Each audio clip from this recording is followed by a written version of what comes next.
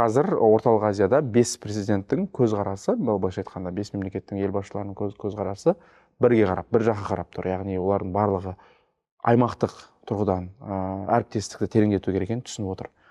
Бірақ 20 жыл бұрын, немесе 25 жыл бұрын 5 президент 5 жаққа қарайтын заманда өмір сүрдік. Яғни ешқандай көп мәселелер бойынша келіспеушілік болды, түсініксіздік көп болды. Сол себепті осы қазір бір адамға ғана немесе осы 5 президенттің ғана арқауымен немесе солардың ғана итермелеуімен болмау керек бұл үдеріс. Сол үшін институционалды түрде осы әріптестікті ары қарай тереңдету керек.